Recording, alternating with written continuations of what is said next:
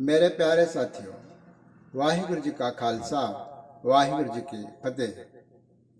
परसों हमने देखा था साहेब श्री गुरु गोबिंद सिंह जी महाराज की पावन रचना शबद हजारे पातशाही 10वीं की विचार चल रही है, जिसमें दूसरे शब्द का जो पहला बंद है रहा वाला उसकी विचार हुई थी। शब्द इस प्रकार था, रे मन एह विध जोग कमाओ। जोग साधना के ऊपर ये सारा शब्द है। वास्तव में असल में जोग क्या है, इसके अंदर यह बतलाया गया है। कहते हैं कि इस प्रकार से योग को कमाना करो।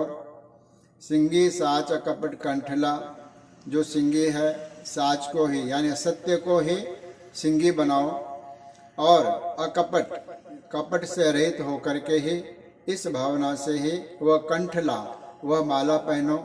माला तुम्हारी अकपट की हो।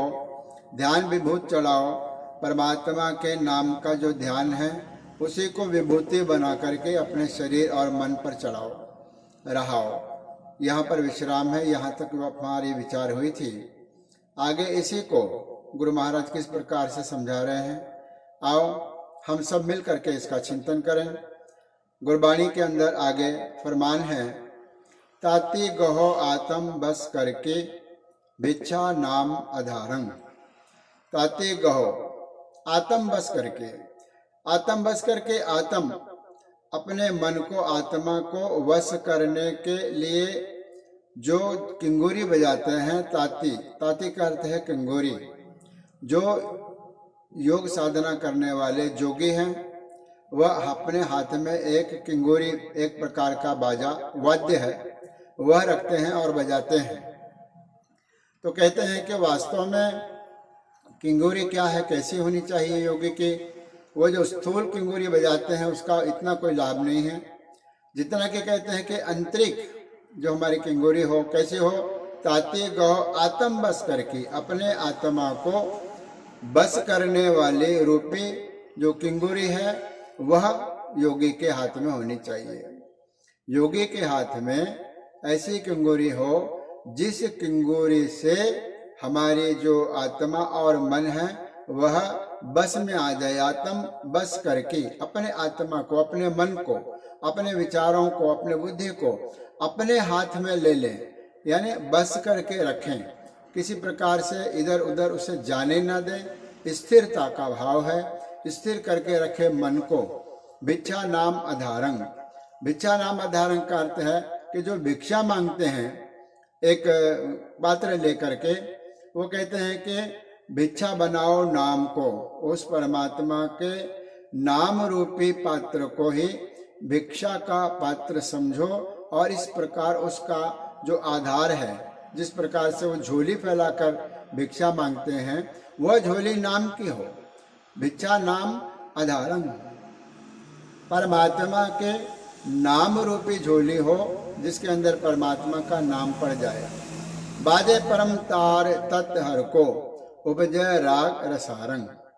फिर कहते हैं बाजे परम तार तत् हर को, वो जो तार है किंगूर की, वो जो बजती है वो कैसी होनी चाहिए, स्थूल नहीं होनी चाहिए।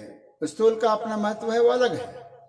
लेकिन यहाँ पर एक अंतरिम अर्थ करके गुरु महाराज एक उपमा अलंकार दे करके इस बात को फरमा रहे हैं कि बाजय परम तार तत्हर को, वह जो उसकी तार है जो बज रही है किंगुरु की, वो कैसी होनी चाहिए, जो परम तत्व है, परमात्मा का जो तत्व है, तत्हर को, जो हरि परमात्मा तत्व रूपी है, वह तत्व रूपी तार बजनी चाहिए किंगुरी की।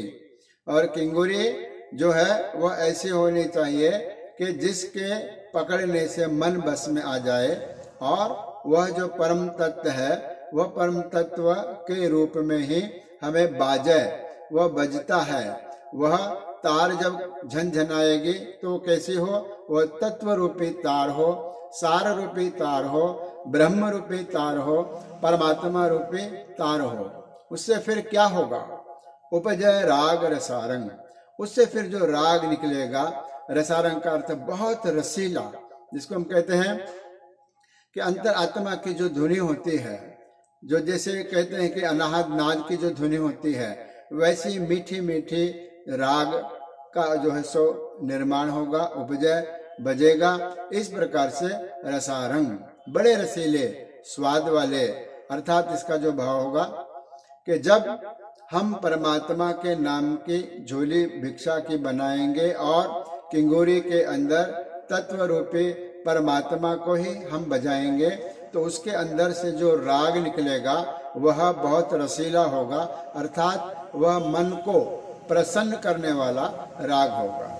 यहाँ पर राहों के बाद के एक जो है सो बंद यहाँ पर पूरा होता है। आगे सदगुरु जी महाराज इसी विचार को किस प्रकार फरमान करते हैं उसके विचार हम परसों करेंगे। आज इतना ही। धन्यवाद। गुरु राखा।